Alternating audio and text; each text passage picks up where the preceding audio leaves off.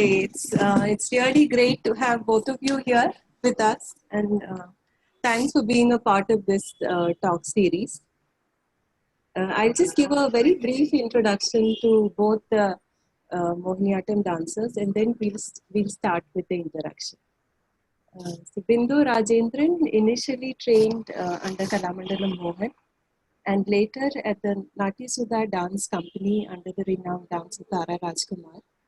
And she has worked on several interesting choreographies, especially the legendary stories that have been part of the Kerala lore, culture and lore, like the Perundachan and Mannarshala temples and so on. So I hope you can tell us something more about those. And she's also trained in other forms of dance like folk dance and contemporary dance. And she again has a very wide performance experience. She was recently part of the series curated by Dr. Anita Ratnam. And she's also initiated IKEM, which is a Queensland-based association for performing arts. So I hope you can tell us more about these projects and the different endeavors. And the other dancer that we have with us, Divya Warrior, initially trained under Jayashree Nair, and for the past 6 years, she's been training under Dr. Neena Prasad. And again, Divya has also pursued, like Bindu, I think, Divya has also pursued her master's in dance in addition to being holding a master's in management. And she's also in charge of Avyukta, which is an NGO, right? So I would like to know more about that, what you have been doing.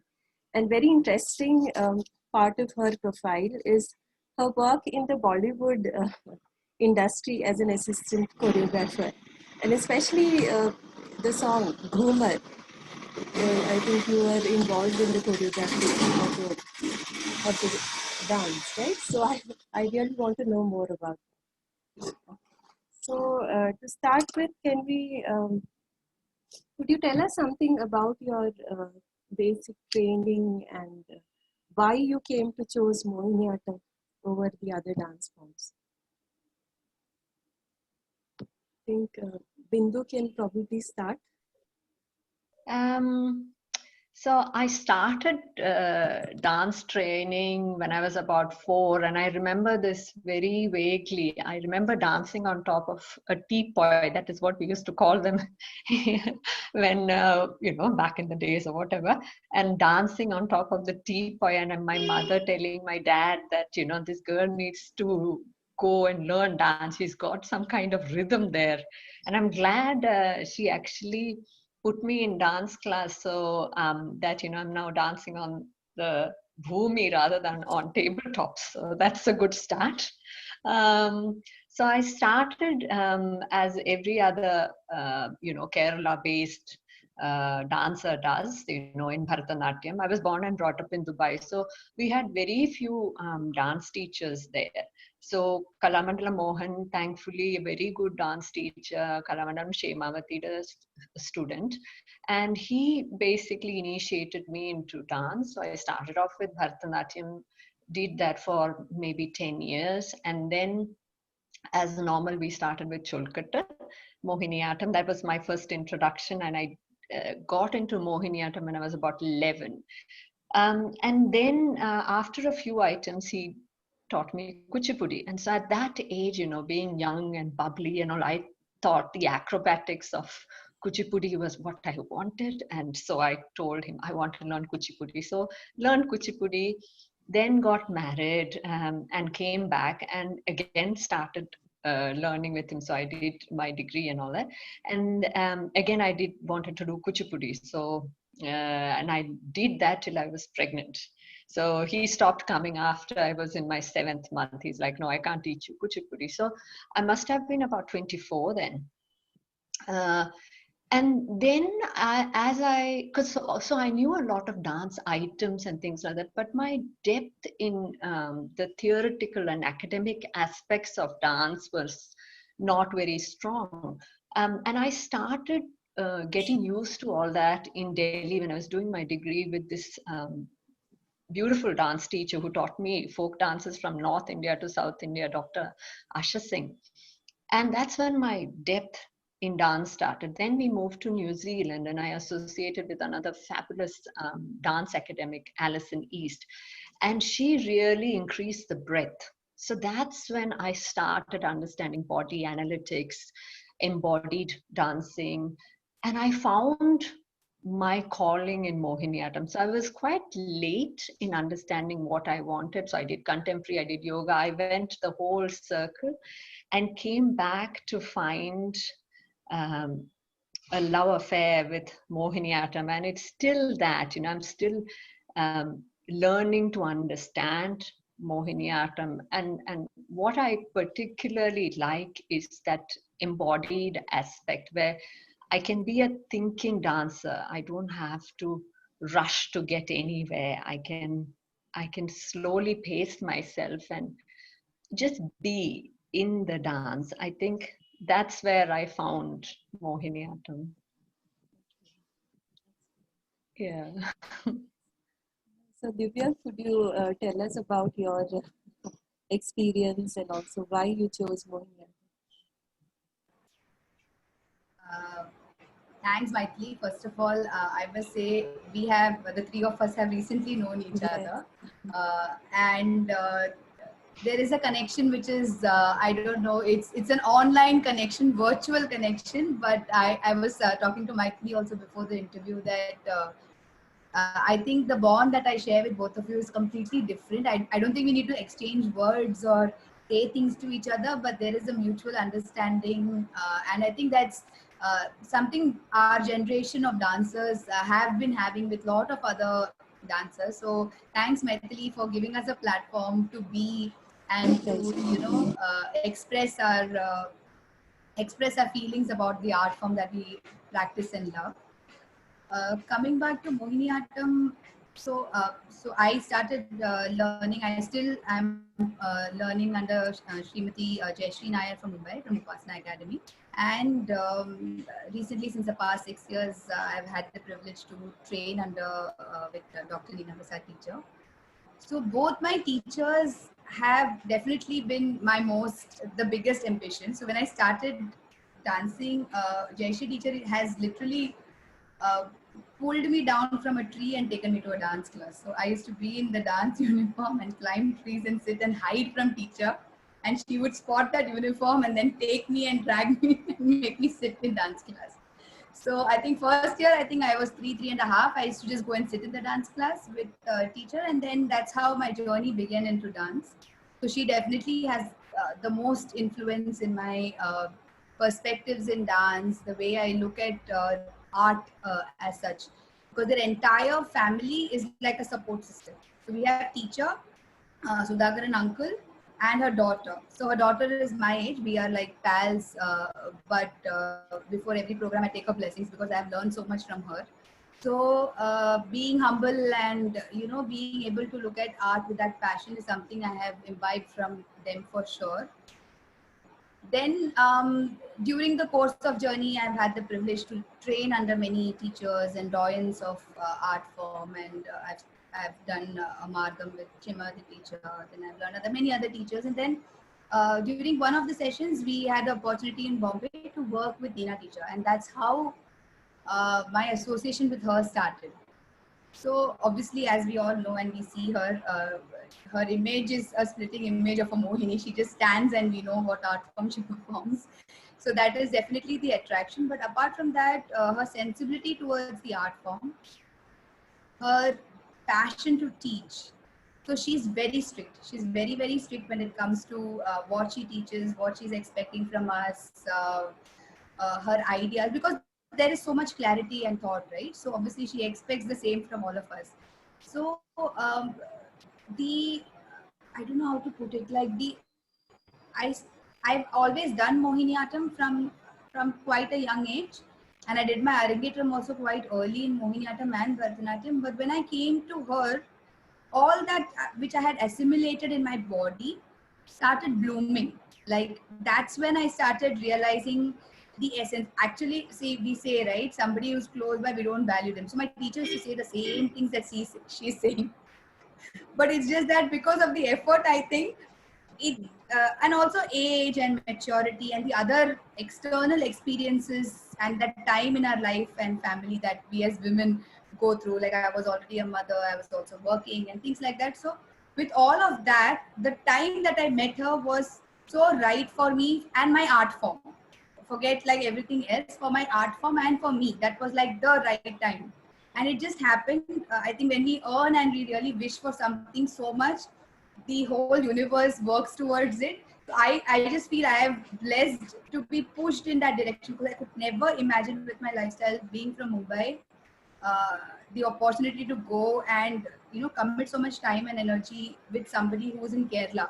And at that time there was no virtual classes and stuff like that. We had to go stay there with teacher, learn, go to Chennai, watch her perform. There was a lot of effort apart from the learning that we had to do to get that uh, experience. So I think that push and that time, I've just been very lucky, I would say, to be in that stage and time with her. So right now, Mohiniyattam is still an exploration for me. I think it's a very internalized process. The more I internalize, I feel the movements of our body. And as Neena teacher and even Jayashree teacher always says, it's Mohiniyattam is an art form wherein it is very personal. So the entire process from entering a stage, whether it's doing a nritta piece or abhinaya, is being at the moment and being that particular art itself. It's not about me, it's not about the right posture, it is just the most meditative process that you can be. So I think obviously that is what has kept me going, and I wish to continue the journey with all of y'all also. So it's a great learning to see different artists and all of y'all perform and learn from each other. I think that is something we are very lucky as in this generation because of the virtual media, which maybe our teachers didn't have the opportunity. We see so much, and every time we see a new artist, there's so much to learn. So only looking at positives has something also that kept me very motivated towards Mohiniyattam. Yes. Thank you. I think that's a very relevant thing, because uh, we can't see our artistic career separately from our personal life. It goes hand in hand. That's a very relevant thing that you mentioned. Uh, could you tell us something about any interesting experiences or anything emotional or anything funny from your dance career? I can't remember anything from my career, but I know that I've been such a dancer from my childhood. There's a really funny story that my sister still teases me about. So in Dubai, we have these utensil shops. We call them patrakada. So my dad and mom wanted to buy something in the shop, and so the shops are set like aisles. And so at that time, the movie Ganga Jamuna Saraswati was just released, and there was a song "Barasat Mein Jab Aayega Sawan Ka Mahina," and that song was playing in the shop. And for me, my friends know, my family know, if I hear a song, I have been known to dance even on the road. If I have to do it, I'm always dancing in the kitchen while cooking and all that. So this song was playing, and suddenly there is this movement that Jayaprada does in the movie. She goes with one leg out in Anchita, and she puts her hand up like this, and she dances. So I wanted to do that step so badly. So I told my sister, okay, you just watch, Seema, just watch if anyone's coming. I really need to do this movement. So she's there as a guard at the end of the aisle, and I'm happily dancing. Suddenly, two people come from behind, and her face just changed totally. She doesn't know what to do. I'm like 7 years old, and she's about 5. And I turned around and I see these people, and all I said was, jumping, apatram, apatram, apatram, and jumping there, and I'm saying apatra, apatra, apatra. So I remember this story so well, and my family does as well. So it's always spoken about, but that's how I've been. My need to dance is so much. I cannot explain. I may not be the best, but the need to do it is extreme. I have a book beside my bed because I have all these ideas constantly, and so when I talk to my guru, Tara Rajkumar, she's always like, you need to kind of just pace yourself. And so in the middle of the night, she said, keep a book so that you can write your ideas down rather than just blabbering it all out. So it's very much a part of, I think, who I am, and that uh, moves into all these little funny stories as well from my childhood. Yeah.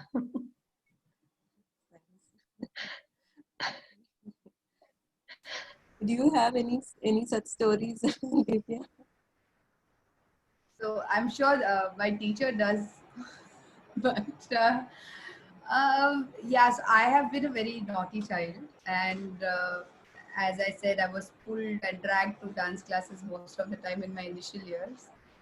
And even now, I think I am from the class. It's like one of the persons who comes up with crazy ideas. Like I'll be like, let's do this, let's kick and let's jump, and then she'll be like, we're doing Mohiniyattam, we can't do things like that. And then I do like a thing that we could do in the Mohiniyattam process and stuff like that. Even with Nina teacher, I think I go a bit crazy and overboard with things I want to do, things I want to explore, and she does just laugh it out at me. But I'm sure in her head she's thinking, this crazy girl has come to learn from me, and she comes up with these weird ideas and themes. So right now I'm actually working on a project where she's a part of it, and initially when I told her about the project, she's like, yes, Divya, and I always keep pushing. I'm very pushy with inner teacher. So when I spoke to her also, she was like, yes, we will do it. And then I called her and I said, we are doing the recording now.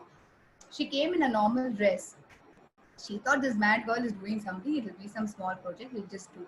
And then she saw there were other gurus also in the thing. And then she's like, she called me later. What is this? I didn't realize it was such a big project. You should explain more clearly things to me.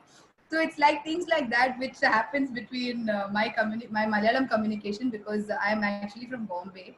Even though I do know to read and write Malayalam, I think I'm very Bombay kind of talking person in general. So the dialogues that come to my head, even if you're doing a Ponde in Muri, is very different to what Malayalis hear in their head.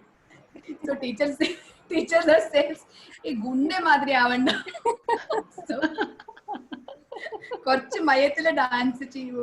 So yeah, there are a lot of these aspects of being a Keralite and from Kerala, which I think I'm learning now a lot, and at least adapting it to my dancing style, because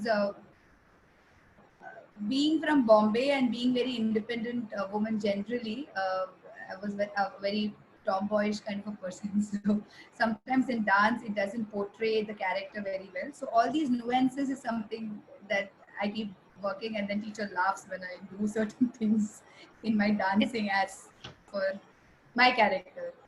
Yeah. It's interesting you say this, because I think as dancers, because Mohiniyattam in particular, there is that aspect of embodied dancing, and being an art form from a landscape that is so steeped in culture and traditions and all that. And I'm just resonating with some of the things that you said. You were born and brought up in Mumbai. I was born and brought up in Dubai. I think as dancers, we have to work 10 times harder to be the art, because I feel the art is bigger than the artist. So to be the art, to understand the art, I think it's just hard work, but it's beautiful. But it's just 10 times hard, because language is because I don't know to read and write Malayalam, and I think in English. So it's just something that you have to do a little bit more extra. Yes. Yes, it definitely is, especially if you're doing serious work in Mohiniyattam, because we need to understand the literature, we need to understand what the poet sees, especially in interpretations. Like we cannot justify a lyric if you do not get the history or the background of the lyricist or the poet. So I think luckily, because I know to read, I'm able to kind of read text and understand a little bit. But yes, it's been a long journey, and I think that's something I have really imbibed after my learning with Neena teacher. Maithili, but you should That's also true. share something. We want to know something funny during your dance career. Okay, there have been many incidents. One was quite recent after a performance in Chennai. I usually travel back the same day, even if it's a late flight. So I quickly changed. The performance got delayed. I quickly went to my room, changed, just dumped everything in the suitcase, and then called the taxi and reached the airport. I paid the taxi. I went to the check-in counter and I did everything. I went through the security check and everything got over, and there was still some time left. So I bought some noodles, some Maggie, and I sat at the waiting area and I ate. And then I went to the washroom. So there were some ladies standing in front of the mirror and they were doing their hair and all that. So I just went to wash my hand and I looked up in the mirror and my face looked like a ghost because I had quickly wiped all the makeup off using those wipes in the taxi. And the kajal was spread all over and the lipstick was all over. And I didn't realize it. And nobody, until that point, no one told me anything or even gave me a stare. that was really, that was They must have known you were a dancer. Only I we don't are know. capable of all this. I'm some, crazy stuff. Wonderful.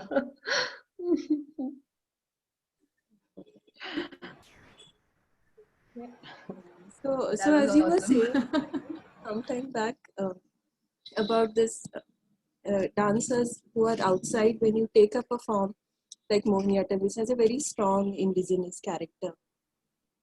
Uh, Many things I feel people who grow up in Kerala, you take things for granted. But what I see is dancers who are outside, they are much more conscious and aware of these things. And it's not just with regard to the language.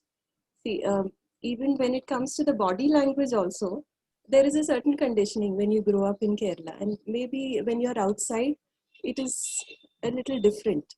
Or maybe even with Mohiniyattam dancers who are non-Malayalis, I'm not talking about, these the narrow ways of thinking that non-Malayalis can't do. But again, there is a more conscious effort to get into that Malayali kind of body language. The thing that you mentioned, very relevant point that you mentioned. Yeah, it's like a small example, right? Like when you Yes. pick up a kid, we Malayalis have this Yes. typical way of picking up a child, right? And placing them, like when we carry them, it's like this. And but the North Indians have a very different way of carrying a child. So so like a small omana tingal kidavo or any other like a small piece when we do, obviously the poet is not seeing a North Indian lady carry the child, right? We are compared. So those small elements and veru or endana, this all these are like very Yes. typical to us, right? Like endana, oru minute means all these small nuances that we pick up as Malayalis. Yes. In But dance, it really looks different. Even Indian, like for instance, in Western world, we do this shake, no? So if we see something, I'm like, oh, എന്തൊരു ഭംഗിയാ, this shake. They call it the Indian head shake in Australia. But for us, it's like, oh my God, sheri, and we use it in dance. Or even when I'm performing, I've seen this so many times. So we do the Bhrubedas, the eyebrow. So we do the movement up and down, right? It is such a traditional Kerala art form staple. And doing that I guess particularly in a Western world, I've always seen audiences trying to imitate, and inside I'm like, should I laugh or should I just ignore, or because they're all trying to imitate this. So there is this for dancers outside of India to get past the concept of all these mannerisms being exotic is very important. So before a performance, I always say that this is how we do this. This is very traditional, and this is, just representative of the culture, and the movements are up like this and all that. And then maybe it resonates with them. But otherwise, it's just that spectacularization of the exotic, so the mannerisms and these, as you so rightly said, Divya, and that subtleness and the nuances is totally a different space in Mohiniyattam. Okay, Bindu, could you tell us something more about this? Because as you said, seeing in Mohiniyattam as just something that has exotic value, that's a big limitation to really engaging with the dance form in a deeper level. So how do you think you can get past this, especially since you are settled outside the country and you perform to a foreign audience? How do you try to get past that? So most Indian dancers who are settled abroad tend to perform in communities, in community performances, where their performances are understood and where it resonates with the people. So it's in the Malayali Association or things like that. So initially when I started that, I found that I was getting appreciation and people were understanding it. But beyond that, when I was telling people, oh, I'm a dancer, oh, do you do Bollywood? And so the concept of Indian dancing abroad is just Bollywood. So to make them understand that Indian dancing has multiple layers. So there is this technique-based dance like ballet, and then there's the desi or folk dances that are done in the communities, just like some of the indigenous dances they have here, which are not technique. And then there's the community-based, technical dances like Teyyam and things like that. So I always explain that. And what I've also done is I try and perform my classical repertoire in larger festivals. So I've performed at the Woodford Folk Festival for the past 3 years in a row. And that is one of the biggest folk festivals in Australia and also the Southern Hemisphere. So it's a 7-day festival. I do workshops there and I talk about a lot of things there, like some of the neck movements, because they find this movement very doll like. But I want people to understand that yes, it is doll like, but why are we doing it? It is to enhance the Sringara. There is nothing beyond that, but it enhances the beauty of a particular movement. Also the fact that the dance is divided into storytelling and pure dance, but pure dance also has its own bhava and aesthetic part of it. So my work has been so much in that space that trying to engage and educate the audience. And that was one of the prime reasons for collaborating with a few other classical artists so in Queensland, and we set up this small group. We're just 5 of us, a Bharatanatyam dancer, myself, a flautist, a mridangam artist, and a vocalist. And we call ourselves Aikyam, and we put up a 2-hour production. And it was on Shanmatam, the 6 pathways. And it was received with great appreciation, because what we did is we explained each item, both the literal meaning and the philosophical meaning and the coming together. So towards the end, we had the audiences ask questions and engage with us. So I think I'm still trying to ascertain and understand how to present this, but my want is that it goes beyond the spectacularization and the exoticism of just being Indian or Bollywood. Yeah. Divya, could you tell us something about your experience as a choreographer? Yeah, because she's touching on the topic Bollywood Yes, now. Bollywood. Yes. So, yeah, I mean, I have always done a lot of experimenting with dance per se. Before I chose Mohiniyattam as the final end for my beginning of a new art form focus. So I have learned jazz, I have learned salsa, I have learned many other dance forms, and I also do Kalari. I've been learning Kalari for a couple of years. So expanding and understanding body was something I always liked, and Bollywood was very natural. Being from Bombay, the city of Bollywood, I think it's a part of our daily life. So obviously, there is a fascination for camera, the work that goes into it, and I think there is no other industry like Bollywood which creates so much magic, and there is so much to talk about, right? So my first experience was basically I did a small reality show actually on CTV called Dance India Dance, which was for moms, and I was one of the contestants, and that's how my journey into this industry began. And I have a very close friend called Kruti Mahes, who's right now the national award winner for the song Boomer. So when she got her first movie, and this was her first song as the choreographer, she asked me, because we have been friends since a long time, and I've learned folk dance and different kind of folk dances from Maharashtra, Gujarat, Kerala. So when she asked to do Boomer, I was part of the team, and we worked with Sanjay sir and Sanjay Leela Bhansali sir, and that was a great experience. It was never on my bucket list to do something like this, but as I said, the universe conspires, and I have just been this element, being taken to places and experiences, and I really enjoyed that element of surprise I have in my life. So this was one of those elements of surprise that happened to me, and it was a great experience. Working with Sanjay sir himself was a different level. Like, I have no words to express. You have seen his cinematic work, and the kind of movies he makes. It's in large scale. So we we rehearsed for almost 3 months for this one song. I learned from a humor expert. Everything was experiment on our bodies.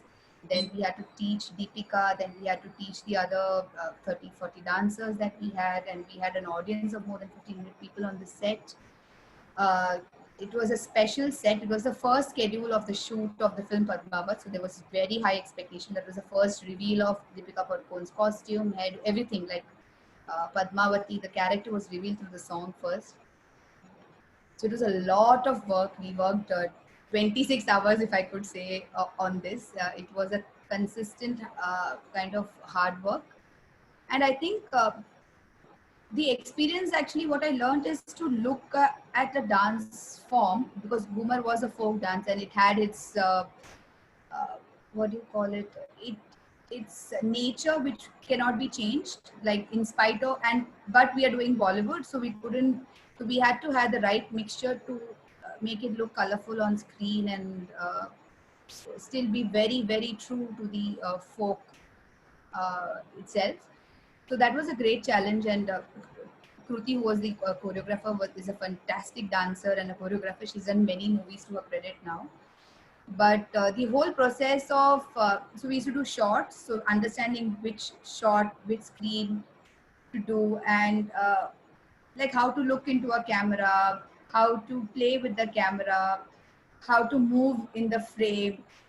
There are so many things: lighting, sound, music, you name it. Like, it's uh, if it was like a crash course that people wanted to do on Bollywood, that's what I got on the set. It was like a crash course with the most exorbitant set, the best of directors, lightsmen, cinematographers, singers, musicians, dancers. So it was a dream come true, and I'm very, very, very like humbled to be a part of that extravagant experience, and the national award winning song. So it's been a great privilege, and it has definitely changed my perspective to dance overall. Just that experience, though I've done a small few things after that, but yeah. That's really fabulous because we don't get to know the amount of work that goes behind the scenes, right? I wish we could also see you do some of those Goomer moves now. But there's no. I can shoot something and send. Yeah, sure. That would be great.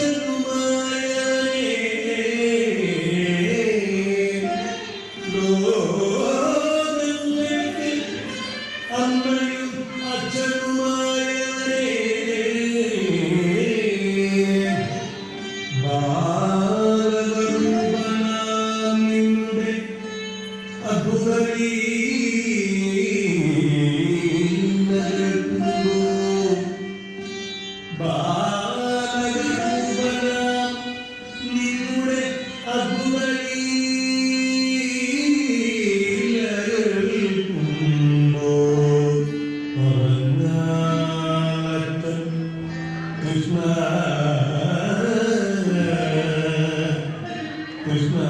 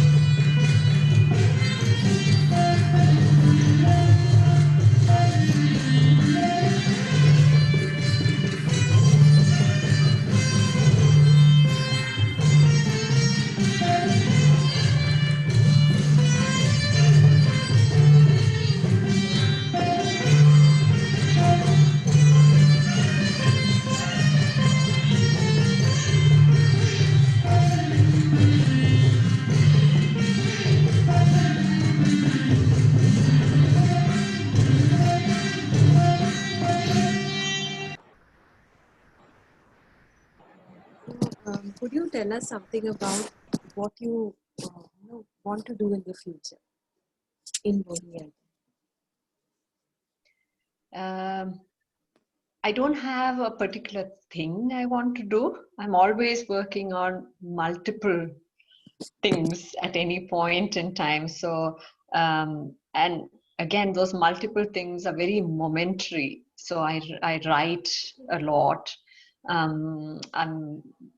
I shouldn't say this, but I'm grateful that, we have the opportunity now to engage with many dance teachers in India. So I have had the opportunity to engage with Venu sir, and Nirmala teacher, and Ramya Harishankar in the States, and Kalamandalam Sugandhi ma'am, and work with them in these carefully curated workshops and platforms to understand how Mohiniyattam or how Abhinaya or how nuances of Kerala art form are embellished in Kerala, because I've not had that opportunity.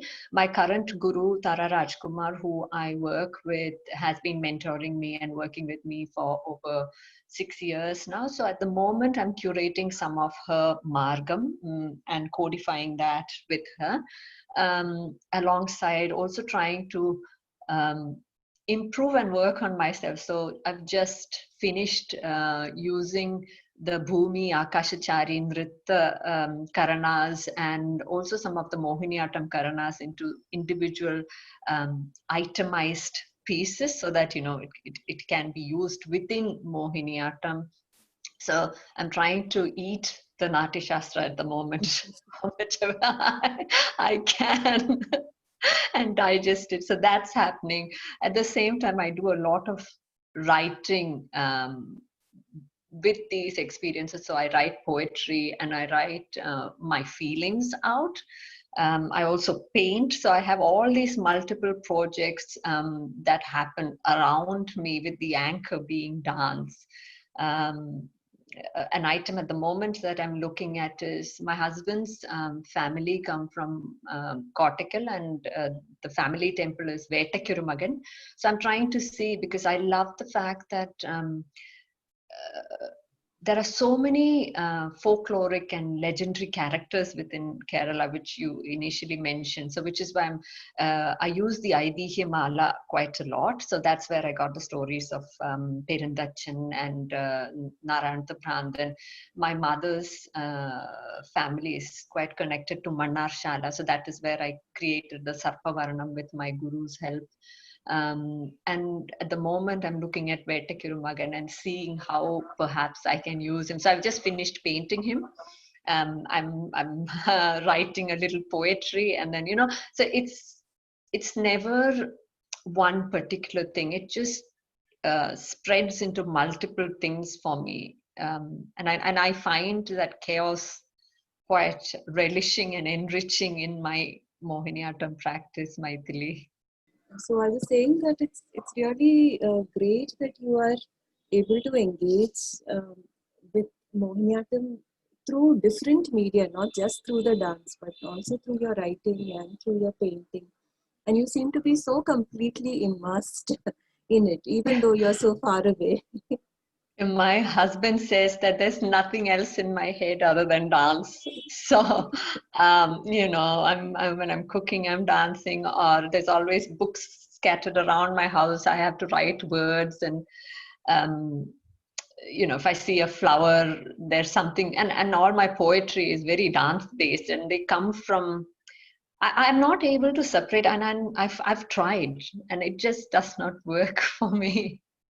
Yeah, I've tried it so hard. Divya, could you tell us about your what you have done and what you wish to do in Mohiniyattam in the future? So being from Bombay, I thought, especially the audiences here, like Bindu Encounters, there is not many people who understand Malayalam to that extent. So I have done a lot of work in Mohiniyattam, which is not necessarily the language of Malayalam. So also with my teacher, I have had the opportunity to learn, padams and javalis and kirtanam which are either Marathi, Gujarati, so I've always had that exposure with, Jesuit teachers. She always says that when there is an audience, you have to cater to the audience, especially in a city like Mumbai. So that is something that has always, kept me alert. So I do a couple of these corporate shows and shows for these actors, singers, in Bombay, because the industry is here. So when we do these shows, when it's when the language becomes a barrier, it's a little difficult to get across, because most of these audiences here that we cater to are obviously, uh, entertainment is the main idea, right? So we as classical artists have a huge onus on our shoulder to not compromise the art form, but to also make it, we don't have to stoop to the level of the Rasikas, but at least create a platform for them to, engage with the art. So I do not like to compromise on the content or the context of what I'm doing as an artist. Like, I do not want to do roles that do not, talk to me, or if there is not a philosophical content to it, like take random subjects which I don't understand. So I keep the content very strong generally, and then the language I use is something that people can understand. So like an Awadh Hindi or Hindi, Marathi. So depends on what it is. So like my latest, before the lockdown happened, we created a small production called Asura Navarasa. So we explored the Navarasas of three Asuras, and we were three dancers. It was Pavitra, me, and Nikita Kathak. So, so I do a lot of themes like this. Before that, we did on temples. So all of us took a different temple and explored. Like everybody explored it in a different way. Some explored the story behind the temple. Some explored the architect of the temple. Some explored the philosophy of the temple. Then I also did a piece on bhakti, because I always question the role of bhakti in my art form. So I try to explore it through an Adi Shankaracharya's perspective, that is through jnana, and the other one is through Meera, that is pure surrendering and a love, like a Madhura Bhakti. So these two aspects is something I did, like a comparison. That was a solo production. Again, that was one production which was very interesting, because I didn't have money to do a recording. So I must say it's very expensive being a Mohiniyattam artist. Oh, yes. So because so I didn't have money, but I had a lot of friends who were into Bollywood mixing. Like they have studios, small houses, and he was a very dear friend who did a lot of Bollywood mixing songs for me. And I had a dear friend who was also a colleague, who was a singer. He's not a friend actually, he's Prem Kumar uncle. So we went to the studio. We actually created a track without actual instruments. So we created an entire piece with online edekya, online flute, online violin. So that was a crazy studio experience. So only the music was live, like he actually sang it, and everything else. So I just took the rhythm. So I did like a Tishram, a Mishram, a Sankirtan. We mixed it, and according to the character, and then we just I don't know, it just happened. And so I wouldn't use that music in like a proper kacheri as per se, but I did a lot of corporate shows with those two aspects. So I didn't want to compromise on the fact that I wanted to explore Adi Shankaracharya and Meera, and I wanted two different flavors. So Meera was a completely Hindustani flavor that I used, and everything was done online. And same with Adi Shankaracharya, which was very traditional and classical in nature music wise, that was also online. So I think after that I got the guts to kind of go into a recording studio and say, okay, I don't have the money, but I think we will manage to do something out of it. So I have done a lot of crazy things. I think being from Bombay and being exposed to these kind of people and talent, there are a lot of things I think we can do when we run less on cash and our creativity is running like in high lightning speeds. So that is one venture that I have done. So similarly now this is the first time I'm actually talking about, I'm coming up with a new project. So I also work with Varya Foundation, which is one of the NGOs that my family runs. We educate around 300 children We give them a free food, education, and shelter. And we have 4 centers in Kerala and 1 in Bombay. Here we also have a Vedic school. So anyways, that apart, so always all my programs and productions have been a part of Varya Foundation, and we like kind of spreading awareness about culture and art through our foundation, and also because it is related to children, getting art as part of their regular being and education.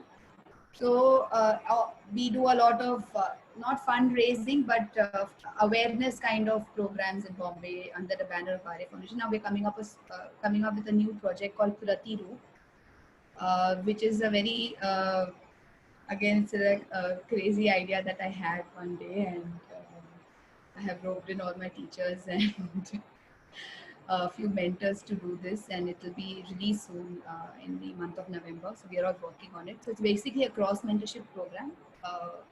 5 artists from different dance styles are going to be mentored with 5 gurus and masters of different art styles. So it's a very exciting project. So that's for the next few months, and then I am working on a couple of other productions, and then my journey with Neena Teacher is on. So I think it's just a journey of experiences, but yeah. I'm quite fascinated with the fact that you mentioned that music is such a big issue, because it is such a big problem for me here. We have a lot of Carnatic musicians, but to sing Mohiniyattam is just so hard. I remember my guru. We did a performance in London, so it was part of acknowledging her for founding Academy, which is one of the premier South Asian institutions in England. So we were doing Karugare Karmukil. But again, as you so rightly mentioned, my guru always says you need to engage with the past to empower the future, but at the same time, you need to make it relevant. So it was just around the time that the Kerala floods happened.